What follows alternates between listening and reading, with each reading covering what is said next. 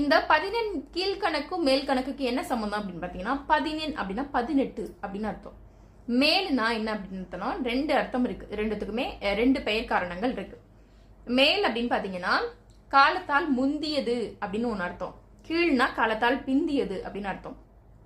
அதே போல அடி அளவை பொறுத்த வரைக்கும் அதிகமா இருக்கும். மேல் கீழ் கணக்கு 15 கீழ்கணக்கு பொறுத்த வரைக்கும் அந்த 15 மேல் கணக்கு நூல்கள்ல உள்ள 18 நூல்களை தாண்டி மீதி இருக்கக்கூடிய 18 நூல்கள்ல அடி அளவு அதை விட கொஞ்சம் கம்மியா இருக்கும் அப்படிங்கிறது அர்த்தம்.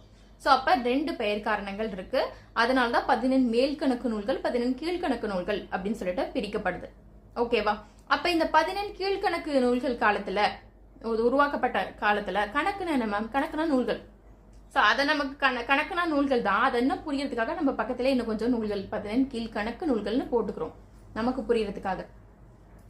அப்ப இந்த காலத்துல தோன்றிய நூல்கள் என்னென்ன அப்படின்னு பாத்தீங்கன்னா நமக்கு 15 கீழ்கணக்கு நூல்கள் தான் களப்பிரர்களுடைய காலத்துல தோன்றிருக்கு. சங்கம் மருவிய காலம், சரிங்களா, அது தோன்றிருக்கு. 15 கீழ்கணக்கு நூல்கள் தான் களப்பிரர்களுடைய காலத்துல தோன்றிருக்கு. சங்கம் மருவிய காலம், சரிங்களா, அது தோன்றிருக்கு. அது மட்டும் இல்லாம 2ஆம் காலகட்டம் 2ஆம் நூற்றாண்டு அப்படிங்கறத பொறுத்த வரைக்கும் இந்த சங்கம் மருவிய காலத்துல வரும்.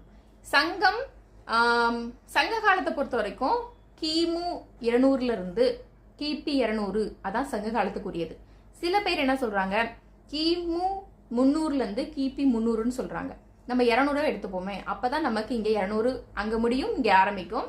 இந்த 2ஆம் நூற்றாண்டுல தான், அதாவது கிபி 2ஆம் நூற்றாண்டுல தான் என்ன பண்ணுவாங்க அப்படின்னு பாத்தீங்கன்னா ஐம்பெருங்காப்பியங்கள்னா சிலப்பதிகாரமும் மணிமேகலையும் இங்க சேர்த்து வைக்கப்படும். சரிங்களா? சேர்த்து வைக்கப்படாத அந்த காலத்துலதான் தோன்றி இருக்கும். அப்ப ஐம்பெருங்காப்பியங்கள் எங்க வருங்கிறத நான் சொல்றேன். ஆனா சிலப்பதிகாரமும் மணிமேகலை மட்டும் தோன்றிய காலம் எங்க அப்படின்னு பாத்தீங்கன்னா அது 15 கீழ்கணக்கு நூல்களோட சேர்த்து அதே காலத்துல தோன்றிருக்கும். அப்ப ஆட்சியாளர் களப்பிரர்களுடையது.